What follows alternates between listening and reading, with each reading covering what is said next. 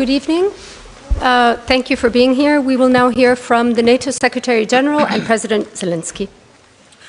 Good afternoon and a warm welcome to President Zelensky. Dear Volodymyr, it is great to welcome you here in Brussels. We last met in London after my visit 2 weeks ago to Kiev, and of course we spoke about Ukraine's most urgent needs and how best NATO can continue to support you, building on the important decisions Allied leaders made in Washington. On Monday, I visited the new NATO command in Wiesbaden, which will coordinate the security assistance and training for Ukraine. The men and women there are already hard at work to ensure that they can deliver for Ukraine so that you can prevail. To do this, it will be essential that we continue to provide military aid.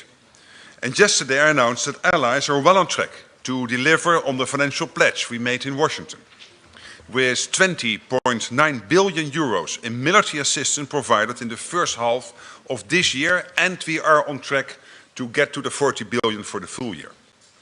So NATO is working with Ukraine, bringing you ever closer to the alliance. And we are also working with other partners to bolster security for us all. We just concluded, before the President arrived, the first session of our NATO Defense Ministerial is a meeting that included the European Union and our Indo-Pacific partners. And of course, Ukraine was also high on the agenda of that meeting.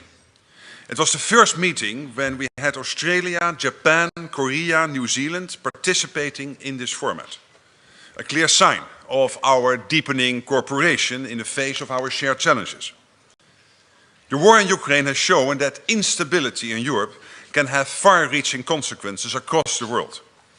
And that countries thousands of miles away, as far away as Iran, China and even North Korea, can become security spoilers in our own backyard.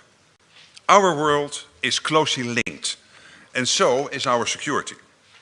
China has become a decisive enabler of Russia's war against Ukraine. And it cannot continue to fuel the biggest conflict in Europe since the Second World War without this impacting on its interests and reputation. Iran and North Korea are fueling Russia's war machine with missiles and drones in return for support for the military industries. So we must be clear-eyed in our assessment of the challenges we face. And we must work with our like-minded partners to address our shared challenges and uphold our common values. At our summit in Washington, NATO agreed to deepen practical cooperation with our Indo-Pacific partners. And today we discussed our joint efforts, including on support for Ukraine, defense production and innovation, cyber defense, countering disinformation and new technologies, including artificial intelligence. I want to take this opportunity to thank our Indo-Pacific partners and the EU for their outstanding support for Ukraine, including today the announcements made by Australia about the delivery of tanks to Ukraine. We are determined to work ever more closely together to defend our democratic values and to promote a world based on the rule of law, not the rule of force. Finally, I'm looking forward tonight to the NATO-Ukraine Council working dinner this evening and to our discussions. President Zelensky, dear Volodymyr, it is great to have you here at NATO headquarters. I look forward to the day that Ukraine is here as a member of this alliance. And until then, we will continue to do all that we can to ensure Ukraine prevails. This is vital for our shared security. And with that, Volodymyr, it's an honor to give you the floor. Thanks so much, Mark. Thank you very much, dear Mark, dear journalists. This is already our third meeting with Mark Rutte in his new role as NATO Secretary General, and it fully reflects the level of our relationship between Ukraine and the alliance, between both of us. Yes, thank you so much, Mark. Thank you. Ukraine truly deserves to become the third NATO member one day, and we must do everything to ensure this happens. That is why the first fundamental point in the victory plan is the invitation to NATO. Ukrainians have shown that we can defend shared values, and we are standing against Russia, the biggest threat to Europe and global peace. In our revolutions, we've proven that we truly value democracy. NATO's rules say that any country that shares common values and can help strengthen and protect others can join the alliance. Right now, inviting Ukraine to join NATO would strengthen us diplomatically and bring us closer to real and, what is very important, fair peace. Being determined is the surest path to peace, and this is a realistic path. Everything Ukrainians have achieved so far seemed impossible not so long ago. Ukraine has withstood Russia's full-scale attack and is defending against the invasion. And we remain united, as does Europe. And we are boosting our defense capabilities and weapons production and coordinating like never before. Our skies are protected by Patriots, NASAMS, IRIS-T, Crotale, Hawk, and other systems from our partners. We are very thankful to our partners. And thanks to global support, we have saved thousands of lives. F-16s are already in our skies. Not too much for today, but anyway, we have them.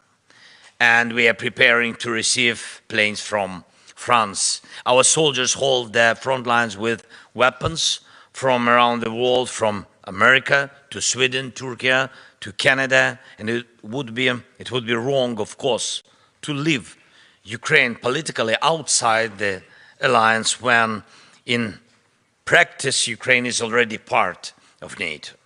That is why I'm grateful to every leader and every country that supports us. This is entirely fair. And I thank all the defense companies. Of course, Mark mentioned about it. It's so important from partner countries that have already come to work in Ukraine and are producing weapons on our soil or in cooperation with us, with our companies. And I thank everyone helping to rebuild our infrastructure after Russian attacks, especially now before winter, difficult winter. Every leader who praises Ukrainians' resilience is really talking about our partnership. All the countries providing equipment, helping with reconstruction and supporting us with air defense systems. Ukraine, together with our partners, knows how to achieve its goals. And this is what matters most. There are commitments made at the NATO summit in Washington in July, and we are still waiting for those commitments to be fulfilled, but we are thankful to our partners. It's very important to deliver on what is announced in support packages swiftly. And lives of our soldiers at the front depend exactly on it. And we need to strengthen the training missions and initiatives that really work to protect against Russian aggression, and not only in NATO countries, but also in Ukraine. We have concluded nearly 30 bilateral security agreements with our partners. This is a set of agreements that are needed by both Ukraine and all of Europe. And we count on the readiness of NATO members to ensure the already announced financial assistance to Ukraine in the amount totally of 40 billion euros by the next NATO summit in The Hague. And I thank everyone who helps us, helps Ukraine. And today, at the meeting of our Ukraine NATO Council, we will focus on the steps that will provide us with more protection, more security. Thank you so much. Thanks, Mark, for the invitation. Slava Ukraini.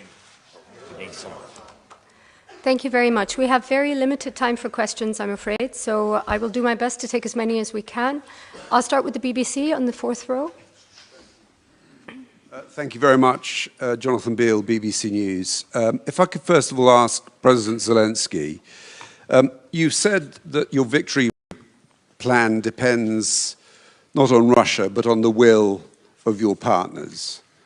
Do you think the will is there? Because if we look at two of your key objectives, membership of NATO, that doesn't look like it's going to happen anytime soon. And if we look at your desire to have Western-supplied long-range missiles being used to hit targets in Russia, they've been debating that for months. No progress. So you say it's realistic. I just wonder whether it is realistic.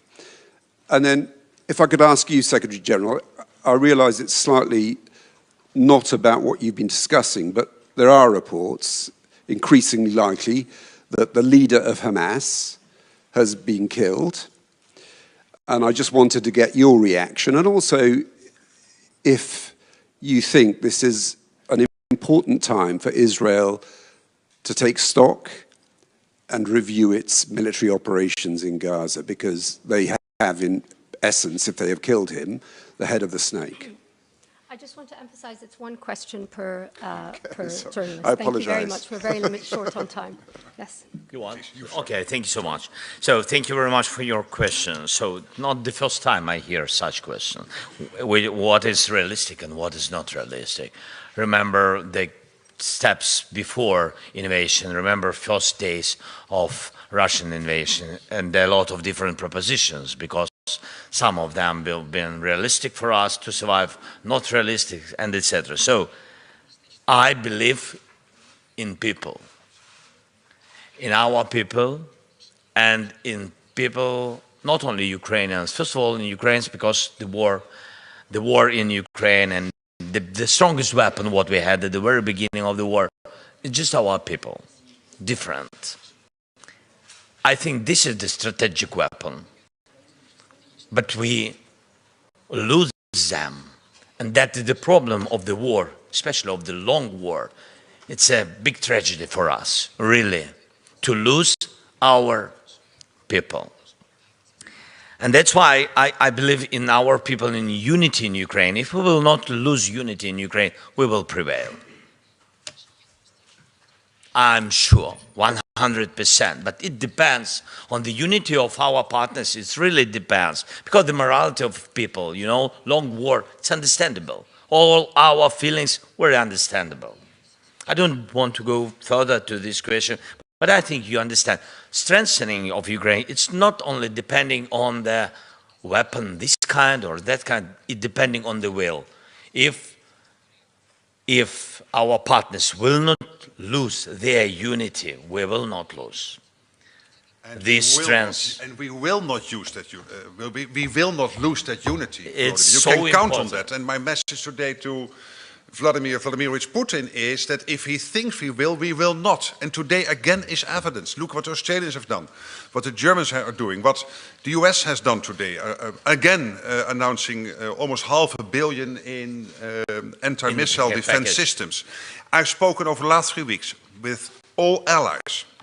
There is absolute unity. We will massively make sure that Ukraine has what it needs to fight the war against Russia. We will continue doing that. And if anyone in the Kremlin will think that by sowing division we will stop this, no, this will not happen. And Ukraine will be member of NATO. There is no doubt about it. It's so important, and that's why it's not a question of debates. I think we need to strengthen us urgently. To my mind, that is very important now. And debates about invitation and long-distance weapon, of course, they are. Some people, they rise up, they question the volume, the level of risks with it, and etc. But I remember our first steps with Patriots, then with F-16, before it, MLRS, HIMARS. Leos 2. Always debates. But here we are. We are democracies. Ukraine is a democracy, the 32 allies are democracies. So you will have debates. But there's absolute unity that we will, because this is about our values, about our collective security. We cannot have an emboldened Russia at the NATO borders because they would somehow have been successful in Ukraine. We cannot accept that because of our values and because of our collective security interests. And this is from Los Angeles to Tirana to the most eastern city on NATO territory. We are aligned on this. You see, we have unity. Good beginning. We need 32 more. And then on Sinwar, of course, he is widely recognized as the architect of the 7th of October 2023 terrorist attacks on Israel. I have condemned them, all allies have condemned them, every reasonable soul in the world has condemned them. So if he has died, I personally will not miss him. We'll go to DPA, please, at the back there.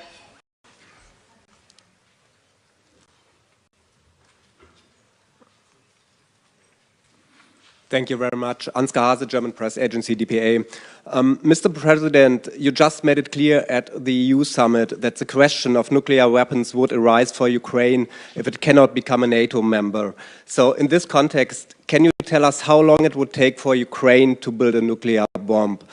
And a question to the Secretary General, would you understand if Ukraine were to build a nuclear bomb if it cannot become a NATO member? Thank you.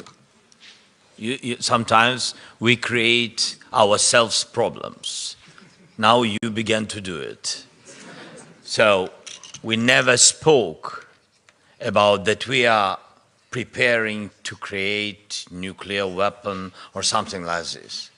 I said that when Budapest Memorandum was signed by very honorable nuclear, very powerful nuclear countries, there was written that Ukraine gives nuclear weapon and Ukraine will have from these very respectable countries, including those time Russia, China, United States, including them, yes, that we will have our secure territorial integrity and sovereignty. That's what I said.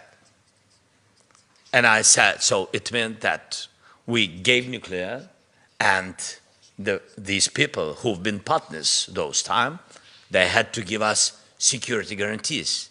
And if after that Putin began this occupation, not once, during all these years, during the revolutions, during 10 last years, 2 times during last 10 years, it means that it's not very good umbrella for our security. That's why I said I don't have alternative except NATO.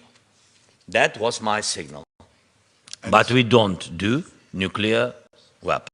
Please, don't move these messages. And Ukraine will be in NATO. Until that happens, we will make sure that Ukraine has everything it needs to prevail. Okay, ICTV, gentleman in the third row.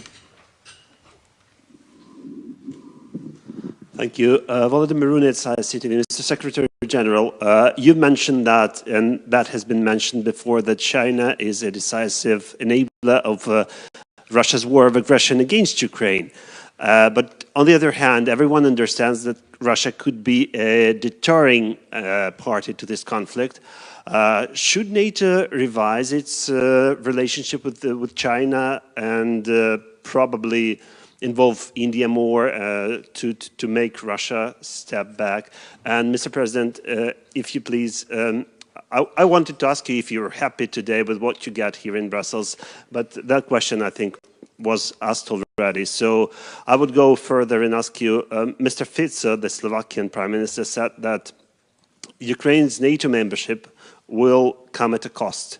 So what do you think he meant? Did you speak to this Slovakian delegation? What are the details? Could you elaborate? Thank you. Well, on your first question, clearly China is a challenge. It is not our adversary, but it is a challenge, and it is supporting Russia's war effort by sanctions circumvention, by delivering dual-use goods, and it will have an impact. It is having an impact on China's standing in the world. They cannot do that without having to experience that countries will take a different look towards China. And that would be my answer to your first question, and I think Volodymyr on the... On this question? No, not on this one. But on other? Yes, about Fico. So about the Fico, so today we spoke with him, but I think it was between us. So I said that first of all, I'm happy that our governments on the level of Prime Minister Schmigal have some contacts with the Prime Minister Fico. It was my first conversation with Fico and about the so I think we speak. It's good. About the high price, yes, you asked about the high price. He said that the NATO for us high price. I said a lot of things to Fico today. I think that we have to hold relations between our countries. I think it's more important to do it so his country is not in war. God bless.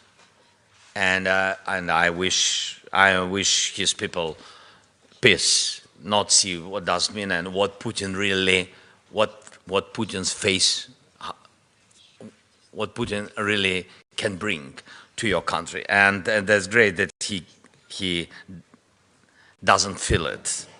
It's good for his people, but he has to support us.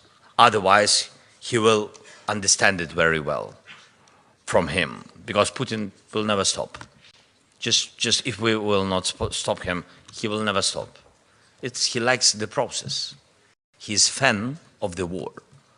I gave today the example, very interesting example, when we tried to save our north part and went through their border in Kursk region.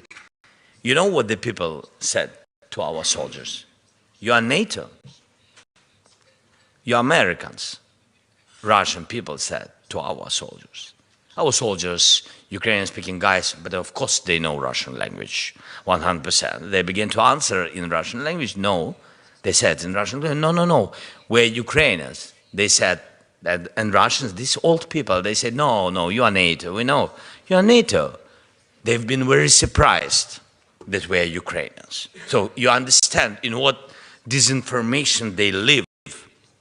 So Putin built such government, he took the rights of his people, and now he's moving to the death young people. That's mean that he will never stop. He likes this world, and he will protect his world. That's why we have to finish, and not finish, yes. Yes, better to finish with him, yes, it's really, but to stop him, to stop him, understand? Okay, we'll go to NHK, please.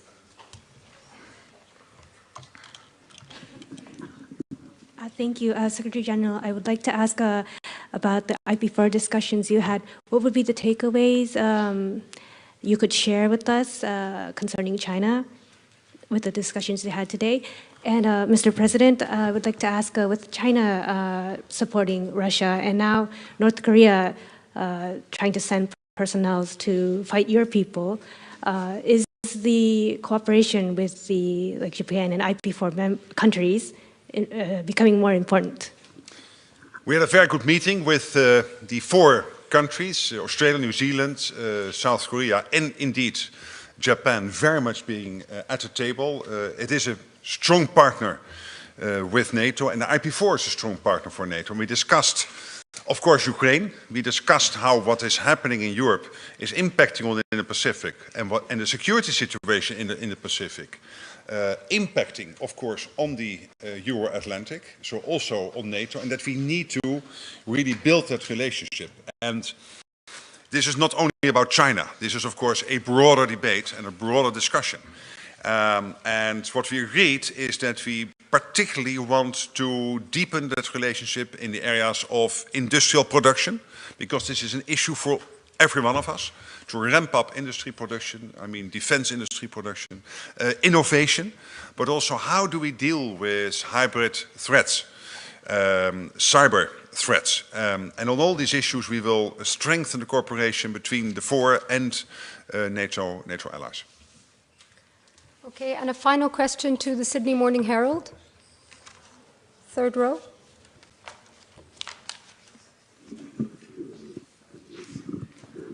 It's actually the other Australian journalist, Hans van Leeuwen from the Australian Financial Review. For the Secretary-General, Was there any specific discussion at the IP4 about the North Korean question, given the urgency that has come about, given the reports from Ukraine? And for President Zelensky, Australia has just given you 49 tanks. But is it frustrating to you that you get these things on an ad hoc basis and that you have to ask and ask and ask your partners for things rather than you get a sort of structured program that you can plan around for gifts of this kind? Well, on the first question, we discussed all the security implications of what's happening in the Pacific and in the Euro-Atlantic area, and what that means for our cooperation, but also for the two areas separate, but also, again, so much being interconnected, what it means for us collectively. Of course, North Korea also was discussed, and we are very worried about the situation North Korea is posturing towards the Republic of Korea, so as we say, South Korea, but also the role North Korea is playing in that axis together with China, Iran and Russia, supporting Russia's war effort against Ukraine. We have no evidence that North Korean soldiers are involved in the fight, but we do know that North Korea is supporting Russia in many ways by weapon supplies, technological supplies, innovation, to support them in the war effort. And that is highly worrying, and Russia is paying a price for this, because they are not getting this for free from Iran, China and North Korea. In return, it means that they have to deliver innovation, other capacities and capabilities. And therefore it is a problem for Ukraine, therefore it is a problem for all of us. But in the end, it is also a problem for Russia itself. So North Korea was discussed along these lines. Thank you so much for your question. From our intelligence, we've got information that North Korea sent technical personnel and officers to Ukraine on temporarily occupied territories, and they are preparing on their land 10,000 soldiers, but they didn't move them already to Ukraine or to Russia. So when we will have this information, of course, we will raise up this question, but because this will be the second, I think it's already the second country which involved to this war against us. So about the tanks, thank you so much, Australia, for these tanks. Yes, it's difficult to live without plan. That's why Rammstein really helps, because ministers of defense, the level of the ministers, and they really bring the plan of interior production of Ukraine. Sometimes it's about money and make money, to put money to our private sector to increase the production of long-distance weapon, which is now very important. And before winter, systems of electronic warfare, also urgent things, and also the plan how to equip brigades. This is the best plan what we can have, really. So our messages to all the countries: just equip brigades, they can be resourced and they can change our guys who are tired. Some of them are tired. We need to change them on the battlefield. That's why we need this resource, well equipped. And this is the signal how to have real plan.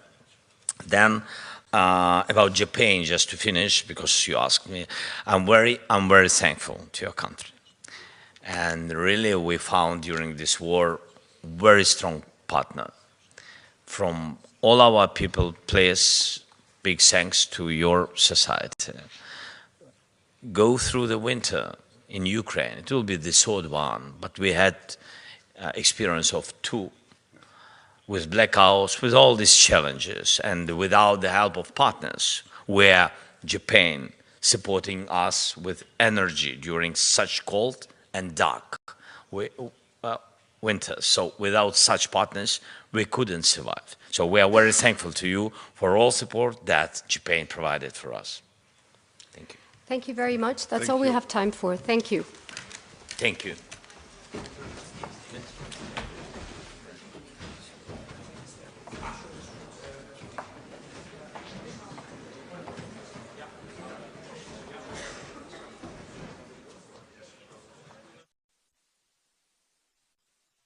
Thank you for watching Noble Black News, where we strive to bring you the real stories and perspectives that truly matter.